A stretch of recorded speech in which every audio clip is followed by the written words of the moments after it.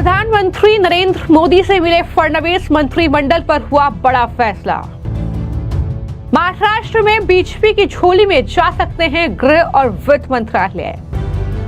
फडणवीस सरकार का फॉर्मूला तय, महायुति में हुआ मंत्रालयों का बंटवारा। महाराष्ट्र में फडणवीस सरकार के शपथ ग्रहण के बाद से सबकी निगाहें अब मंत्रिमंडल के विस्तार पर टिकी हुई हैं। महाराष्ट्र में मुख्यमंत्री डिप्टी सीएम ने एक हफ्ते पहले शपथ ली थी, लेकिन अभी तक मंत्रालयों का बंटवारा नहीं हुआ है। वहीं अब जो बड़ी खबर है वो ये कि दरअसल अब इस पूरे मंत्रालय के शेयरिंग के फॉर्मूले पर सहमति बन गई है। ये बड़ी जानकारी निकलकर सामने आई है। एक तरफ देवेंद्र फडणवीस ने प्रधानमंत्री नरेंद्र मोदी से दिल्ली में मुलाकात की है। अजीत पवार भी दिल्ली में थे, उन्होंने बैठक की है, जो जानकारी निकलकर सामने आई है। और अब मराठी न्यूज चैनल के हवाले से जो खबरें सामने आ रही हैं उसके मुताबिक महाराष्ट्र में गृह मंत्रालय और वित्त मंत्रालय, ये दोनों ही मंत्रालय बीजेपी के पास जा सकते हैं। ये बड़ी खबर सामने आई है। और जो फॉर्मूले की हम बात कर रहे हैं कि फडणवीस सरकार का फॉर्मूला लगभग तय हो गया है,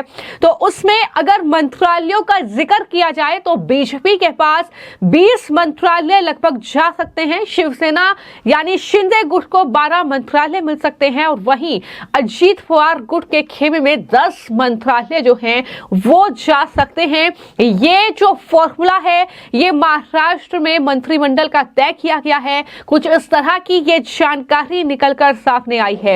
यानी अगर वित्त मंत्रालय और साथ ही गृह मंत्रालय जो है अगर वो बीजेपी के पास जाते हैं तो कौन से मंत्रालय किसके पास रहेंगे, ये कहीं ना कहीं इसको लेकर लगातार चर्चाएं चल रही हैं, जिसमें बीजेपी के कोटे में कौन से विभाग हो सकते हैं इसको लेकर जब जानकारी सामने आई है तो इसमें गृह, शहरी विकास या राजस्व, इनमें से एक मंत्रालय, लॉ और जुडिशियरी से जुड़ा मंत्रालय, ग्रामीण विकास, बिजली, ऊर्जा, ये मंत्रालय बीजेपी के पास रह सकते हैं।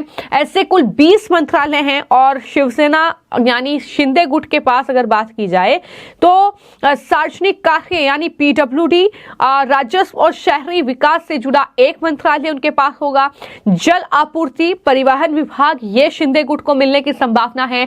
और वहीं पर अगर एनसीपी की बात की जाए यानी अजीत पवार के गुट की बात की जाए तो वित्त और योजना, हाउसिंग, आवास, चिकित्सा, शिक्षा, खाद्य और नागरिक आपूर्ति, महिला और बाल कल्याण, ऐसे कई मंत्रालयों का जिक्र किया गया है। हालांकि ये कोई ऑफिशियल जानकारी नहीं है, मीडिया रिपोर्ट्स के हवाले से ये मंत्रालयों को लेकर चर्चाएं चल रही हैं। लेकिन जैसे ही देवेंद्र फडणवीस ने पीएम मोदी से मुलाकात की, वो बाहर आए तो मीडिया ने उनसे बातचीत की है और जानने की कोशिश की है कि आखिर कब दरअसल मंत्रिमंडल का गठन होगा, कब मंत्री जो हैं वो शपथ लेंगे। तो इसको लेकर क्या कुछ जानकारी उन्होंने दी है, जरा सुनिए। जसे की ही एक पद्धत आहे की ज्यावेळी आपण पहिल्यांदा मुख्यमंत्री पदाची शपथ घेतो त्यानंतर माननीय राष्ट्रपती, माननीय प्रधानमंत्रीजी, माननीय उपराष्ट्रपती यांची भेट घ्यायची असते। त्याप्रमाणे मी त्यांची भेट घेतलेली आहे। आज सकाळी माननीय प्रधानमंत्री महोदयांची माझी एक दीर्घ भेट झाली, ज्यामध्ये त्यांचे आशीर्वाद देखील मी घेतले आणि महाराष्ट्राच्या संदर्भात काही चर्चा देखील आमच्या त्या संदर्भात झालेल्या आहेत। आणि मला माननीय प्रधानमंत्री महोदयांनी सांगितलं की महाराष्ट्र हे एक अत्यंत महत्त्वाचं राज्य आहे देशाच्या अर्थव्यवस्थेकरता। या राज्याला गतिशील ठेवणं हे अत्यंत गरजेचं आहे। त्या दृष्टीने ते देखील पूर्ण सहकार्य महाराष्ट्राला द्यायला तयार आहेत। मी काल आमचे राष्ट्रीय अध्यक्ष नड्डाजी, गृहमंत्री अमित शहाजी, त्याचप्रमाणे माननीय नितीन गडकरीजी, संरक्षण मंत्री राजनाथ सिंगजी, पक्षाचे जे सगळे प्रमुख लोक आहेत यांची देखील सदिच्छा भेट घेतलेली आहे। आणि रात्री माननीय आमचे नड्डाजी, अमित भाई आणि BL संतोषजी यांच्यासोबत मंत्रिमंडळ विस्तारासंदर्भात चर्चा देखील केली। तो दिल्ली में लगातार मैराथन मीटिंग्स का दौर जारी है और पहले गृह मंत्री अमित शाह के साथ मीटिंग की खबरें सामने आई। उसके बाद देवेंद्र फडणवीस ने दिल्ली में पीएम मोदी से मुलाकात की और उसके अलावा डिप्टी सीएम अजीत पवार ने मंत्रिमंडल विस्तार की तारीख का भी ऐलान कर दिया है। वो तो कह रहे हैं कि 14 दिसंबर वो तारीख होगी जब मंत्रिमंडल का विस्तार होगा। ये उनकी तरफ से घोषणा की गई है, लेकिन फडणवीस कैबिनेट का पहला विस्तार 16 दिसंबर से पहले ही हो सकता है। वो इसलिए क्योंकि नागपुर में 16 दिसंबर से शीतकालीन सत्र की शुरुआत होने की उम्मीद है। तीनों दलों में विभागों पर सहमति बनी तो अगले 2 दिन में, यानी जैसा कि 14 दिसंबर अजीत पवार की तरफ से भी कहा गया है, तब कैबिनेट का विस्तार हो सकता है। नहीं तो नागपुर सत्र के बाद ये दरअसल कैबिनेट का विस्तार किया जाएगा। वहीं आपको मैं जानकारी दे दूं कि पिछले सरकार में जिन मंत्रियों का प्रदर्शन अच्छा नहीं रहा, उनका पत्ता इस बार कर सकता है, उन्हें विभाग नहीं सौंपे जाएंगे। ये भी जानकारी निकलकर सामने आई है। तो कुल मिलाकर शपथ ग्रहण समारोह लगभग नतीजों के 13 दिन बाद हुआ, जब फडणवीस ने मुख्यमंत्री के तौर पर शपथ ली और इसको लेकर जाहिर तौर पर खूब सियासत जो है महाविकास अघाड़ी के जरिए की गई थी।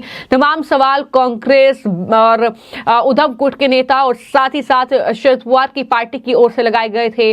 वो ये कह रहे थे कि जनादेश का नारादार है और महायुति में जंग है मुख्यमंत्री को लेकर, इसलिए ये शपथ नहीं हो रही है। और ठीक वैसे ही अब मंत्रिमंडल को लेकर जब पेच फंसा हुआ है, जब एक कह सकते हैं कि महायुति जो है वो दरअसल तमाम पार्टियों को साथ लेकर इस मंत्रिमंडल का विस्तार करना चाहती है, तो यहां पर महाविकास अघाड़ी के नेता एक बार फिर से इन आरोपों को लगा रहे हैं महायुति पर कि दरअसल मंत्रिमंडल को लेकर उनके बीच लड़ाई है। इसको लेकर जो कांग्रेस पार्टी के नेता हैं सचिन सावंत, उनका बयान सामने आया है। उन्होंने क्या कुछ कहा है और किस तरीके से महायुति पर हमला बोला है, क्योंकि अब तक मंत्रिमंडल का विस्तार नहीं हुआ है। तो ऐसे में सुनिए उन्होंने क्या कुछ कहा है।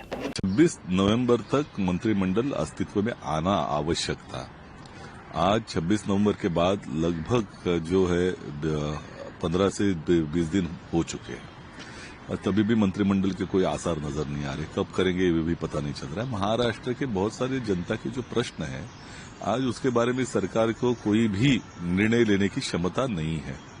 और एक तरीके से देखा जाए तो जनता को पूरी तरह से इन्होंने अपने हाल पर छोड़ दिया है। तो ये बहुत ही अफसोस की बात है कि सत्ता संघर्ष इतना बढ़ चुका है इनमें कि अभी महायुति में महाकुश्ती चालू है। तो ये और ये लेना देना जनता से नहीं है, जनता के प्रश्नों से नहीं है, ये अपने स्वार्थ के लिए लड़ रहे हैं।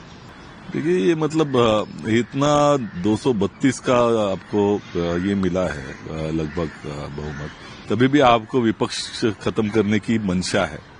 तो ये मतलब ये क्या मानसिकता दर्शाता है? ये लोकतंत्र के प्रति कोई आस्था नजर आती है इनके?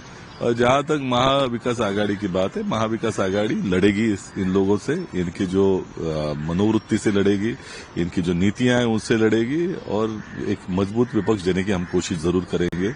जितना भी वो आक्रमण करे विपक्ष के ऊपर, हम उसका मुकाबला करेंगे। अभी इसके बारे में चर्चा जरूर करने की कोशिश हम करेंगे यहाँ तीनों पार्टियों में, क्योंकि हमारे पास जो संख्या बल है उसके आधार पर क्या कितने हमारी जो